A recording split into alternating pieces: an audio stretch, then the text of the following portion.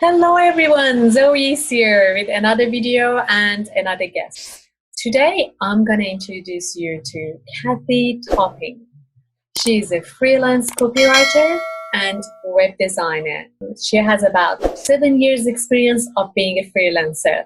If you want to know more about her responsibilities and what she does, watch this video.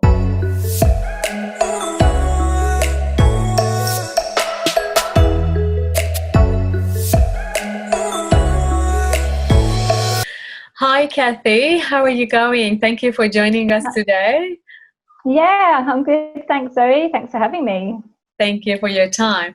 So, Cathy, to start, can you please introduce yourself and go a little bit into details about your career journey and what do you do now? Yeah, of course. So I am a web designer and copywriter, and my career journey has been quite varied. So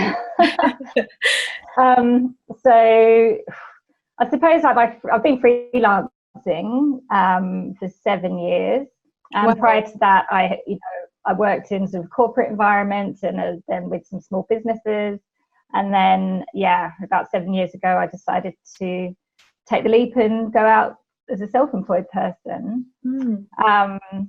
So since then, things have morphed and changed. Initially, the work I was doing was design work.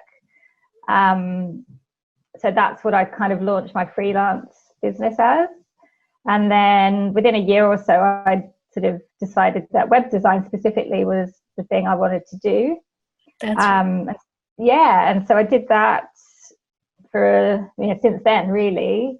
And then over the last year or so, I'm morphing again into more the copywriting side of it than the web design, but there's still an overlap.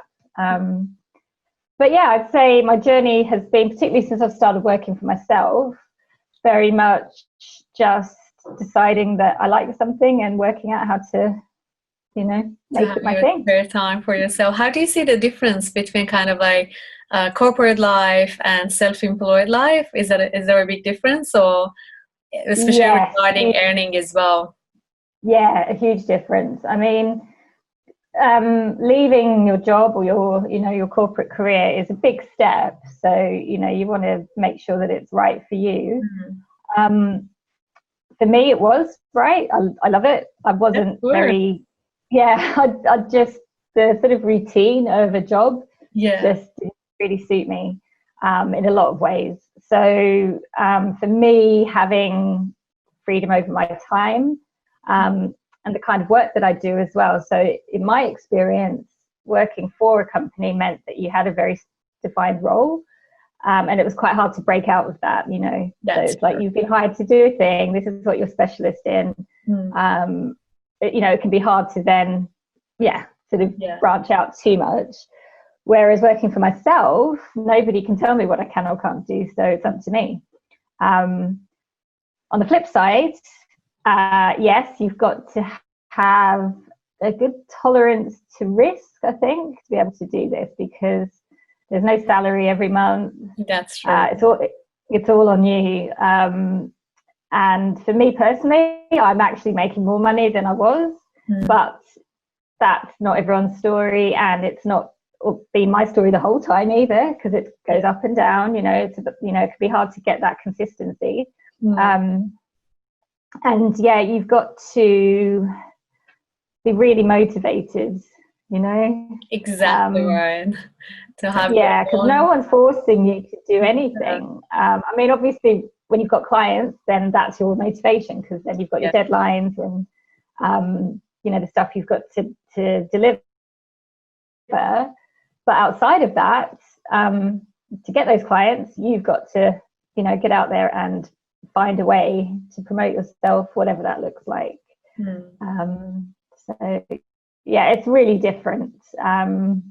A lot of people, and it's an increasingly big job market, like freelance, all sorts of things, or consulting or whatever. And the majority of people that I've met or come across love it and would never go back. And then there are some people who say, you know what, it wasn't for me. I couldn't I prefer, knowing what I'm doing and where the money's coming from. So there's no right or wrong. Yeah, there's no right or wrong. It's just kind of working out what works for you, really. That's true. That's exactly right. Yeah, that makes sense. Cool. And then, Cathy, can you please walk us a little bit into kind of like knowing a little bit more about responsibilities of web designer or content writer? Like, what are the differences? What are the responsibility for each for a person who want to start kind of like this sort of job in the future? Yeah. Yes, I've got a lot to say about web design in particular. Yeah. Because if you go out and start promoting yourself, like that's the business or freelance, service you want to offer, it's quite easy. And this is, because this is my mistake, that not being really clear on who it is you want to work with and what it is that you are delivering in the whole picture. And it's quite easy to want to work with fellow freelancers or people who are small businesses and deliver a website, because that kind of makes sense to everyone as like a product. It's like, here's my website, pay me and I'll give you a website. However, a website is a really complicated and involved piece of marketing. And so there is actually, the content is one piece of it. The design is another piece of it, and then the development is another piece of it. And it's really easy to try to deliver all of that yourself, and to try and deliver all of that for not enough money. And so it can get stressful because they're three very different skill sets. Like they really are. So I would, if you're thinking of web design specifically, I would decide really early on which of those three aspects you want to specialize in. And I know that people, and I guess this is even if it's a career, like you want to go into companies to do it, they will probably clear it in that environment, because they do hire the writers or the developers. One specific area, that's right. They do. And I guess when you go out and do it yourself, the temptation is to kind of bundle it together. And get very clear, on what it is that you want, which part of the puzzle, because then the other part is the marketing of the website. That's a whole other thing, True, yeah. So decide which bit that you want to specialize in, and then just go all in and specialize. And don't be scared to be expensive, because what you're doing is bringing a level of specialization, experience, knowledge, all that kind of stuff that you'll create over time. And you'll attract the projects that are like, yes, we've got a budget for the designer to just sit and, to do that specific piece of it, rather than trying to kind of be a jack of all trades. But as I say, that's sort of, if people are kind of going out as a freelancer, it's a temptation, it's a sort of wormhole that a lot of people fall into, including myself. So where I'm at now with all of that is that any web projects I'm on, I'm doing just the design. And then someone else does the development, because I realized that I thought it was going to be the other way around. But the more I kind of learned about development and coding, the more I was like, it's not really for me. Okay, that's very interesting. Okay. So I focus on just the design stuff, and then so it's someone else's job to, do coding development. That's right. Yeah. And whether that's someone who I hire to bring in on my project, or if they've got their own developer, whatever it is. And then the other thing I'm focusing on is the copywriting as well. And on the copy, it sounds a bit weird, but I'm kind of in transition. On the copywriting projects that I'm involved in, I don't do any of the design. Oh, okay. So I'm trying to make sure. Yeah, well, I've learned that if you try and, I can do both, but I can't do both on the same project. That's true. Okay. It for me anyway. That's just that's what I've learned. So like the part that you mentioned, Cathy, about not being scared to be expensive, Like then how it would be possible to compete with some of those freelancers like in different countries, and they offer very kind of like good prices to get the project. How is that possible to compete with them if they like, if as a freelancer you don't want to be cheap and you want to really value your time and everything? How can you compete with everyone from different countries who are offering for the same job? So you've got to get really clear on who it is that you want to work with. Yeah. And you've got to reposition yourself as, so for example, you don't say I'm a web designer. So you're not, the thing that you're selling to people isn't the website design or the website development. Yeah. What you're selling them is an outcome. So if you pitch yourself at, so you've got to get clear. First of all, make sure that the people that you want to work with have got money and they've got a budget. So it's got to be a certain type of business at a certain stage of its business growth, and draw that line in the sand early on, because they aren't going to compete. They're not going to be making decisions on price. Yep. They're going to be making decisions based on what it is that you bring to the project for them. And for a lot of those people, it's about the process being smooth, that they know that you know what you're doing and they can brief you, you'll go off and do it and you'll deliver what you say you'll deliver in the time frame that you say you'll deliver it, that you that you understand stuff, that you're not, and that you'll have your own ideas as well. So they're not hiring you to just they're hiring you for your expertise. Yep. So they don't want you to just, they don't even realize this sometimes. Sometimes clients don't realize that they're not hiring you for them to tell you what to do. They're hiring you to say, yeah, okay, but this, that, or the other. And so a really good way to present yourself like this is to make sure you've got a good process with proposals. So those are templates and stuff and software you can use. And instead of just saying, it's a one-page thing saying, I'm going to build your website for this amount of money and leave it at that. It's like you make this whole thing and it's about, this is what I understand about your business. This is what I understand about the goals that you're after. This is how I propose I help you to achieve those goals. This is a bit about me and my background. Now we're going to talk about price. So that comes, after you've done all this stuff. Yeah, talking about. Because it's about positioning yourself. And if you position yourself with price, you're just it's a race to the bottom. And people will pay, companies and businesses will pay good money for this stuff. But you've got to make sure it's the right business. And if someone tells you you're too expensive, that's fine. It's just not the right fit. It doesn't mean you need to lower your prices. It just means it's not the right. That's very interesting. Yeah, that's a very cool perspective. Good to know. Thank you. Because I always hear this from different people that they're like, we really tried to get the project, but then it was so hard because they wanted us to go for a cheaper price because they believe that they already have one freelancer from another country who is happy to accept any kind of like prices, and they're like, oh, how can I compete? So that's why this question kind of like came into my mind, that what you do. So that's very important to have a good proposal, right? To propose it properly and sell yourself, and not only focusing on the price at first. Prove yourself and then you can talk about the price. Yeah, and if you covered it from that angle, and you need to do that, you need to take the time to get on a call with them, to have some questions that you're asking, to sort of understand. It's like, why do you want this website, for example?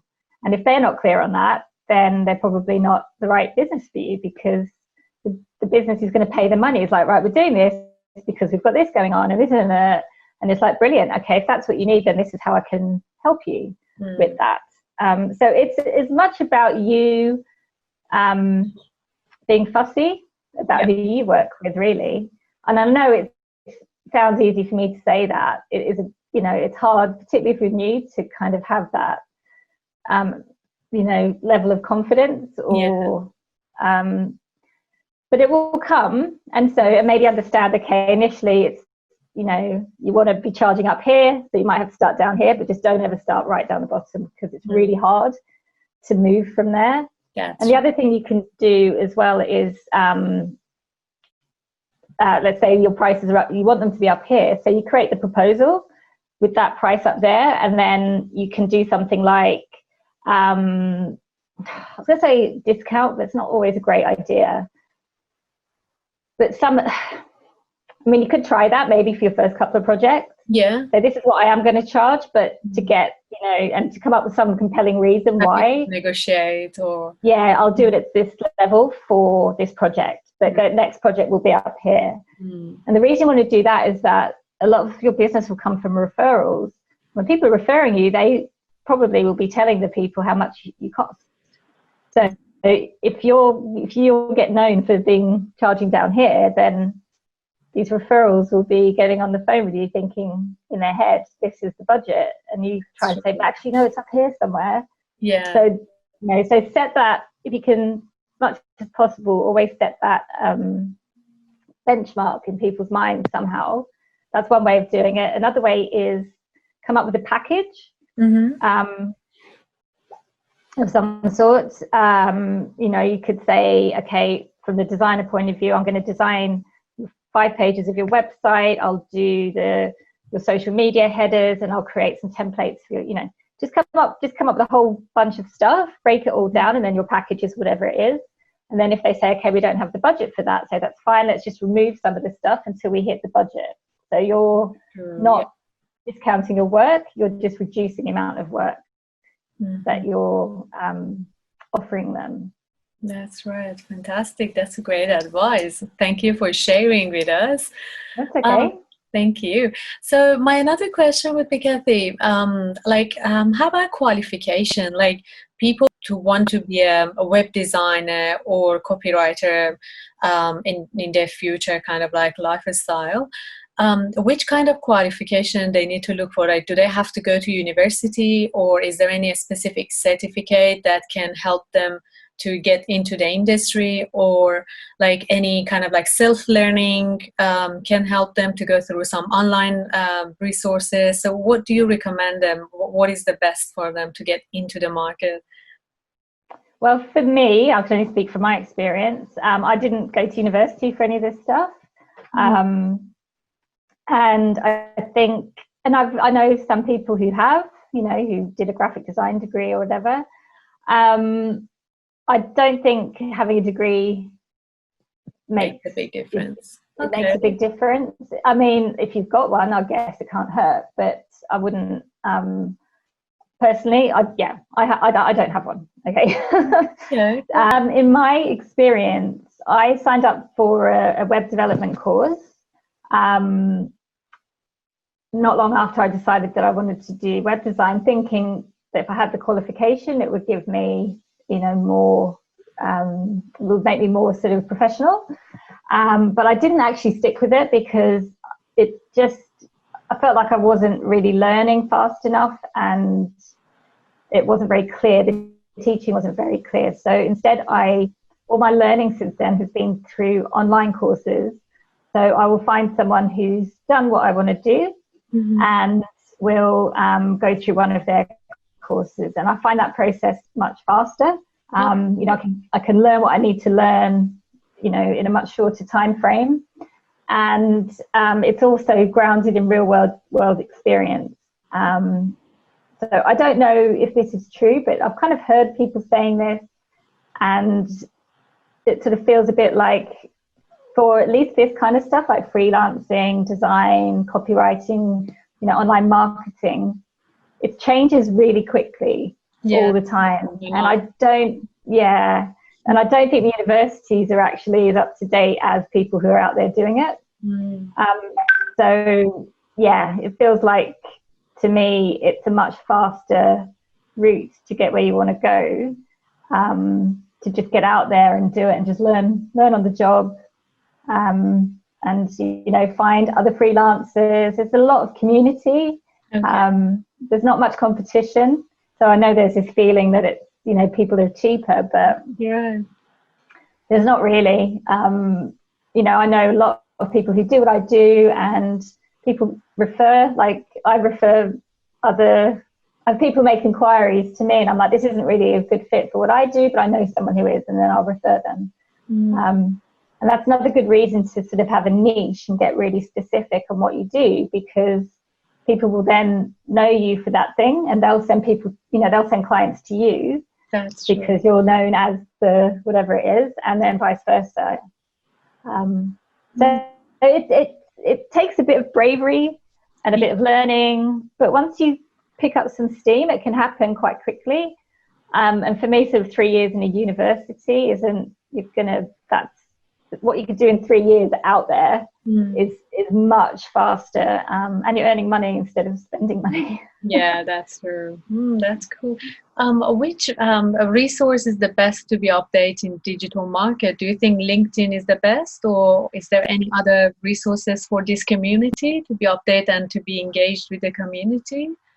Oh, I mean, there's so many. It's about sort of going out there and finding them. Facebook groups are a good place to meet other freelancers. Okay. So I know there's a couple of big ones in Australia. A friend of mine runs one called the Freelance Jungle. Oh, okay. So that is, I think there's about 5,000-6,000 people in there. So it's a group just for freelancers in Australia, to just like a safe place to kind of support each other and, all that kind of stuff. There's an equivalent one here in the UK.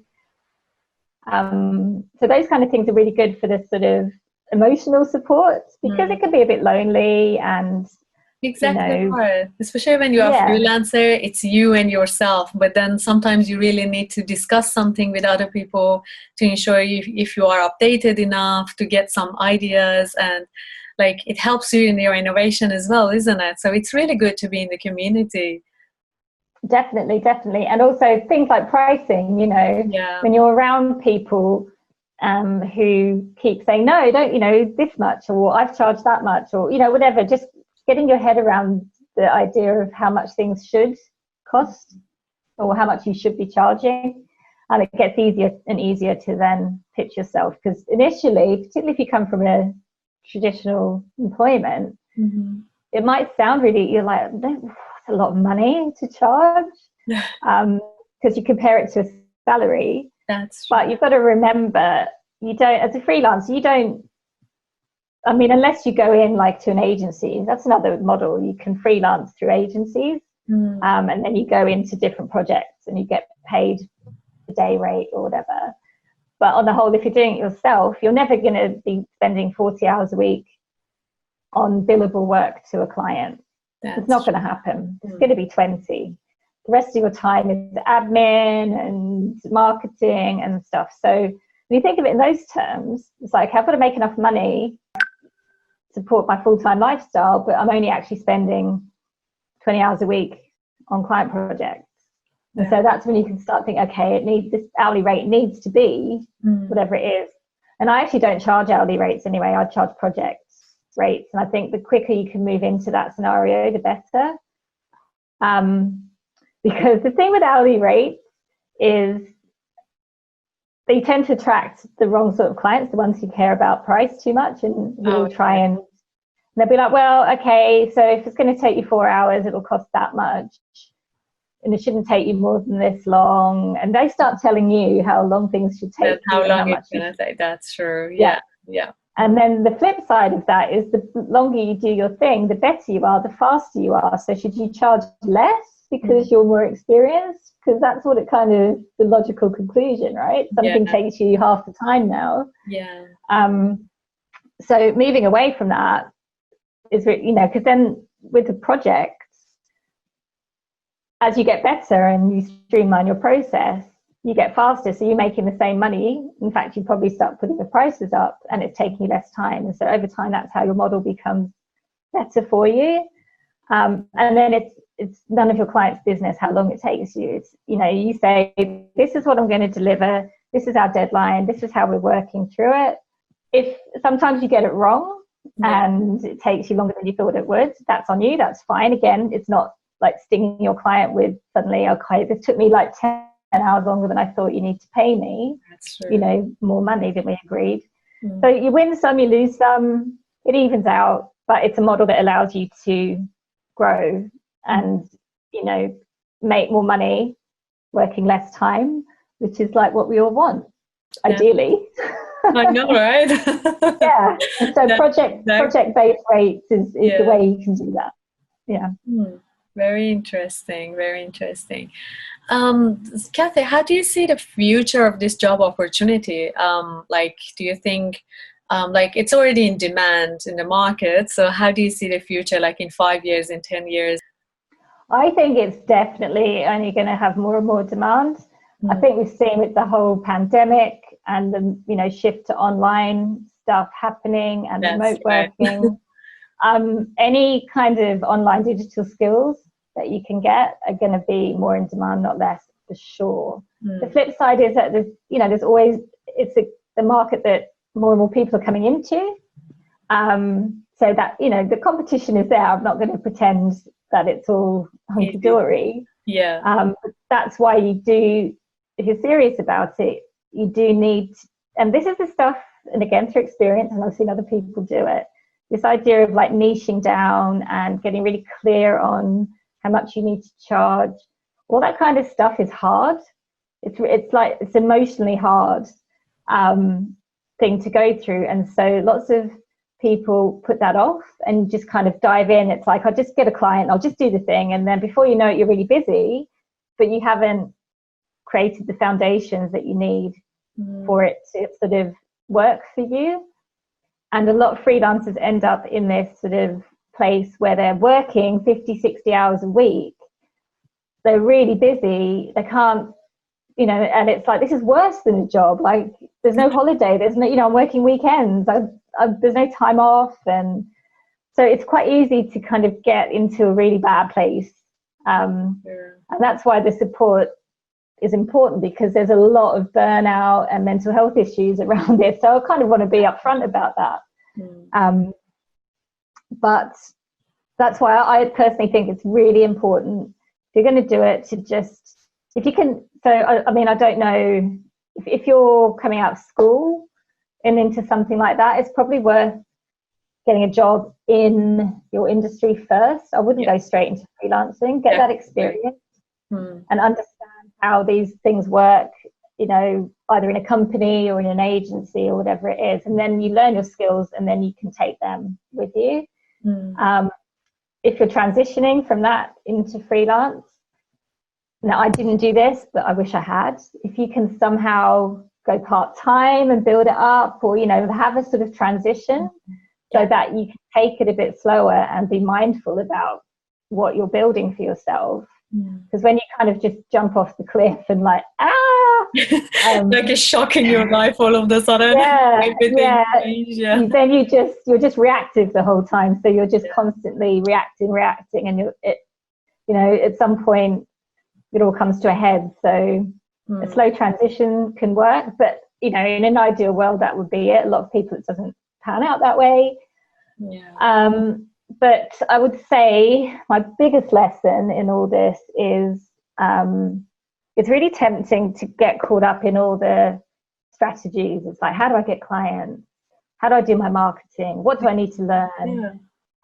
Like all the kind of busy stuff. Really, from the beginning, prioritize your mental health and the mindset side of it. That people, I don't know if it's a term that gets used a lot, because it's actually, if you don't make space for that, all the other stuff just takes over, and it gets really hard. And that's where you end up working 50, 60 hours a week and stressed and not charging enough and not sure what you're doing and all those kinds of things. So really, and I know it's hard. It's one of those things that makes more sense in hindsight.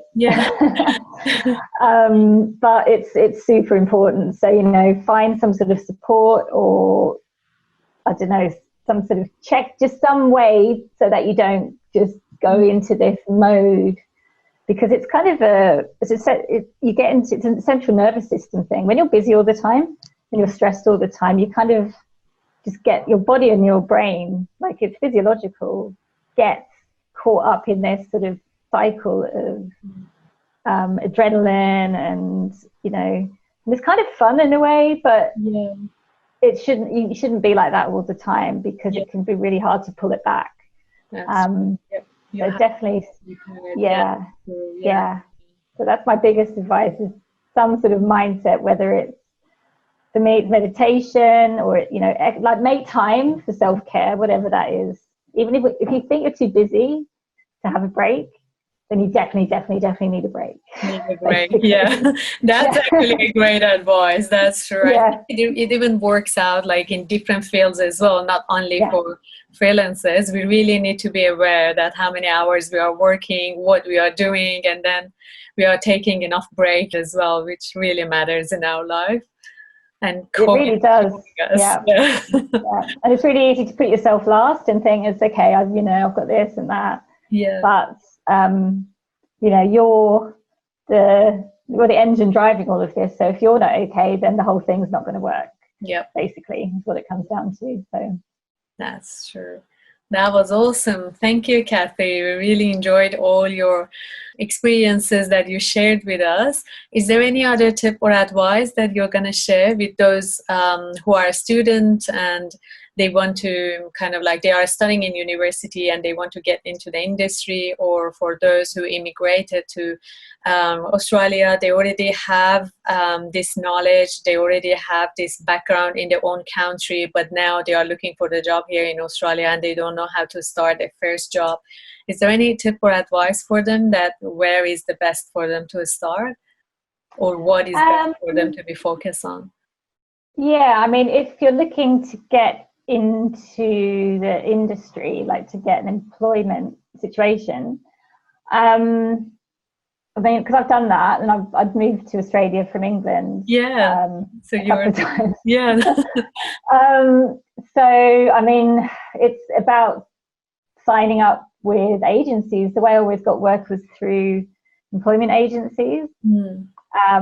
So get on lots of books and let them know what you can do, and they can either find you full-time work, or they can find short-term projects, like contract roles. Like contract roles, stuff like that. That was the way I always found work, in that kind of scenario. Just finding, and because they're specialist agencies, so there are definitely agencies in Sydney who specialise in finding designers jobs in design agencies, or finding whatever writers jobs within a corporate environment, whatever it is that they want to do. And I guess networking. Don't just think about, this has worked as a freelancer, and I'm sure it would work trying to find a job as well. So don't be scared to just say to people in your network, put on your Facebook feed, I'm looking for X role, do you know anyone, or whatever, and you'd be surprised who knows who, and all that kind of stuff. And then once, it's just about getting that first break, isn't it? Because once you get that, then you've got that, and then you can build on it. So I guess it's just about being not giving up, just going for it, and just keep saying, this is what I want to do, and keep pushing for it until you find that position or role that suits you. So not being shy, right? You can't be shy. Don't give up. So and also,